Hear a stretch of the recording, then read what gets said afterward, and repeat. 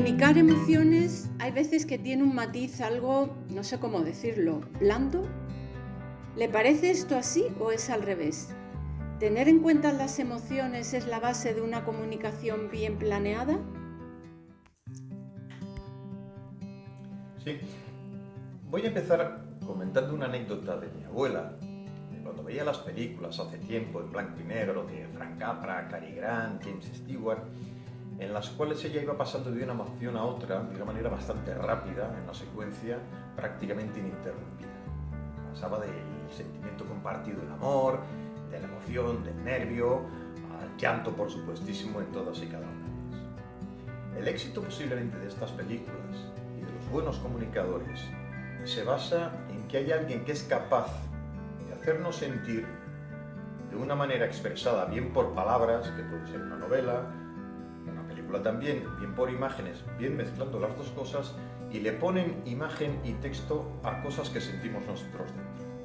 Cuando nosotros, espectadores o lectores, somos capaces de identificarnos con aquello que el escritor o el director está poniendo ante nosotros, sentimos una empatía, una comunidad de sentimientos que nos hace experimentar un placer grande. Es decir, cuando alguien coordina con nosotros, cuando alguien es capaz de poner en nuestro cuerpo, en nuestra mente, unos sentimientos, normalmente tenemos una reacción muy positiva, dependiendo, por supuesto, del sentimiento. Es verdad que para un cierto público esto puede parecer un poquito blandito, decía, ¿no? En la pregunta. Es un poco ingenuo, pero bueno, puede ser. Hay gente que a lo mejor esto de comunicar emociones le parece una cuestión un poco débil y un poco blandengue, que diría el famoso vídeo del Fari, para que sea seguidor suyo. Pero es un error garrafal y totalmente superficial. Además, las emociones que tenemos que comunicar cuando hablamos en público, cuando nos dirigimos a una audiencia, pueden ser muy variadas. No siempre estamos hablando de amor y felicidad, podemos hablar de otros sentimientos, de otras emociones que también lo son, como puede ser el enfado, una emoción de rechazo, una emoción de generar un interés. Es decir, el abanico de las emociones es bastante amplio. Permítame llevarlo también un poco al campo militar, que es en el cual he estado durante 40 años. En el planeamiento militar normalmente decimos que planeamos de derecha a izquierda si lo analizamos con una línea temporal. Es decir, en la derecha tenemos el estado final, que es la situación final deseada, aquella que en el planeamiento sería la situación en la que queremos terminar en una situación de conflicto en general, sin entrar en detalles. Para llegar a esa situación final, previamente definimos en unas líneas de operaciones distintas lo que llamamos condiciones decisivas. Unas condiciones que son las que nos van a llevar secuencialmente, la 1, la 2, la 3, de una manera consecutiva, a lograr ese objetivo final, esa situación final deseada. Para llegar a su vez a estas condiciones decisivas, tenemos que planear unos efectos que se planean, efectos que se planean. El efecto, por definición, es un cambio, simplemente. Y estos efectos, a su vez, pueden ser de tres tipos. Estamos hablando de conflictos. Unos efectos físicos, en la dimensión física, que evidentemente puede ser una destrucción. Cuando hay un conflicto, un enfrentamiento armado, pues hay efectos físicos de destrucción, de obras de fábrica, de puentes, de lo que sea. Hay otro tipo de efectos que son los virtuales. Los efectos virtuales, que son efectos que ahora están muy de moda, de todos los ciberataques, de todas las acciones en el campo de Internet y de la transmisión de datos. Y por último, hay otro tipo de efectos que son los más duraderos, que son los efectos cognitivos. Son los efectos que en una audiencia determinada se producen en su percepción, por lo tanto en su actitud y por lo tanto en su forma de comportarse. Estos efectos cognitivos son fundamentales, son los más duraderos, tienen que ver con las emociones, con el pathos, con el sentimiento, con la simpatía, con la apatía, con la empatía. Todo este pathos, todos esos sentimientos tienen que ver con esa dimensión cognitiva. Y no hace falta hacer un histórico análisis muy profundo para saber que muchos de los conflictos más importantes en el mundo tienen que ver con esta dimensión cognitiva. El ejemplo quizá más sencillo sea el de los Balcanes. Un conflicto que no tiene que ver con las huellas físicas de conflictos previos ni con las huellas virtuales de conflictos previos. Tiene que ver con los efectos cognitivos de conflictos previos. Aquella huella que quedó en la población por emociones que sufrieron, por situaciones que vivieron y que les afectaron emocionalmente. Y es lo que quizá no se supera y es lo que posiblemente da lugar a que conflictos pasados queden enquistados y se reproduzcan.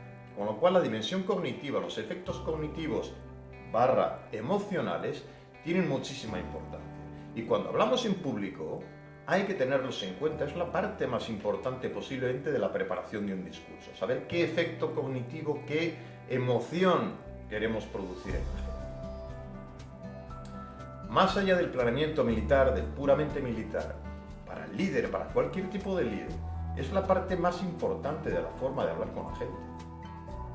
El líder puede transmitir una serie de informaciones, puede transmitir una serie de conocimientos, puede transmitir una actualización de qué es lo que está pasando en su empresa, pero eso no es suficiente. El líder como tal, para ser seguido, para ser entendido, para ser valorado, necesita convencer y mover espíritus. No me vale con los datos, vale con el corazón. El líder tiene que llegar al corazón de la gente, tiene que mover espíritus, tiene que llegar a sus emociones, tiene que hacerles sentir lo que él siente. Si no logra hacer eso, perderá una de las bazas más importantes. Seguirá siendo el jefe y a lo mejor puede ser un líder, alguno habrá que tenga complicaciones de comunicación emocional, pero la mayor parte no. Hay un escritor muy conocido, Pierre Lemaitre, que tenía una novela, un bestseller de hace unos años ya, que se llama Nos vemos allá arriba. En esta novela decía una frase que a mí siempre me gustó, que es la vida del soldado tiene unas largas fases de aburrimiento y unos breves periodos de terror. Esos breves periodos de terror, para el líder militar, pero que es trasladable al resto, son los momentos en los cuales nosotros tenemos que educar a nuestra gente. Para esos momentos es para los que educamos a nuestros subordinados, a la gente que depende de nosotros. El líder, en cierta forma, está educando constantemente a su gente, no en el sentido escolar, pero sí en el sentido corporativo, de hacer un equipo, de formar un equipo entre todos. Hay una fase de educación. Para estos momentos complicados de crisis, en la parte militar, en esos momentos de terror que decía Lemaitre, para esos momentos es para los que tenemos que enseñar a nuestra gente a soportarlos, a sentir qué es lo que tienen que tener dentro para soportar de una manera exitosa estos momentos de terror. No se trata solamente del conocimiento del material ni el conocimiento de la táctica, sino de cómo conseguir que la gente siente que es parte de un equipo, siente que está siguiendo a un jefe del cual te puedes fiar y el cual le produce unos sentimientos explicados, emocionales, y no solo con los cuales comulgo. Esos sentimientos que me llevan también a sentir algo por el compañero. Esta parte sentimental es fundamental. Y los sentimientos y las emociones o se producen, o se inducen, o no se puede esperar directamente que nuestros subordinados los adquieran por sí mismos. Sería un poco ingenuo. Aparte de esto, ya para ir terminando, hay una cuestión muy importante, que es que la comunicación basada en las emociones es la que más placer produce al que habla. Cuando nosotros tenemos que explicar algo y se trata de impartir unos conocimientos, de difundir una situación, de explicar, de actualizar, nos puede producir un cierto gusto, una sensación placentera, porque simplemente estamos difundiendo un conocimiento nuestro.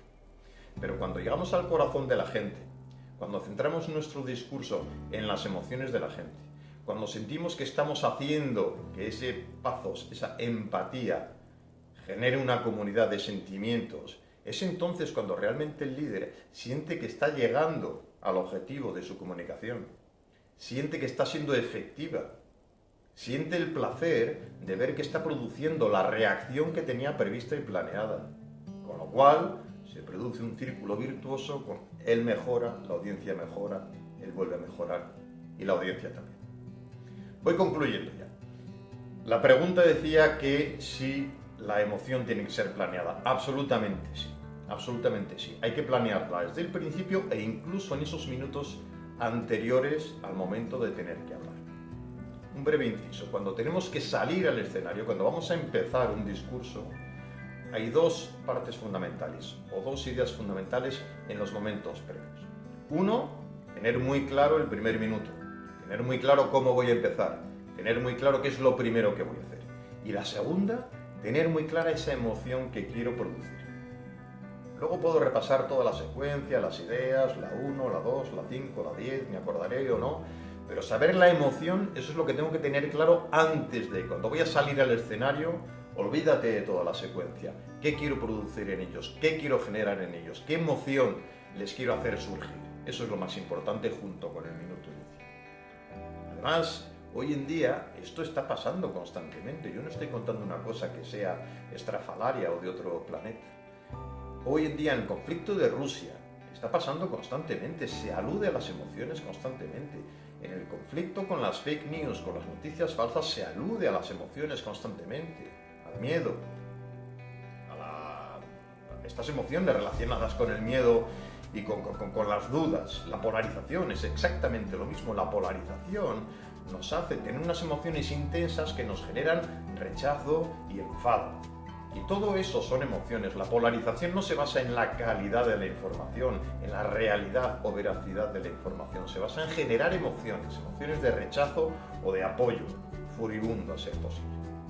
Dicho esto, y ya terminó, es importante planear las emociones en la comunicación. Sí, es indispensable. Es la línea que tiene que guiar todo nuestro discurso. Es el efecto que quiero producir para una condición decisiva y llegar a un estado final deseado.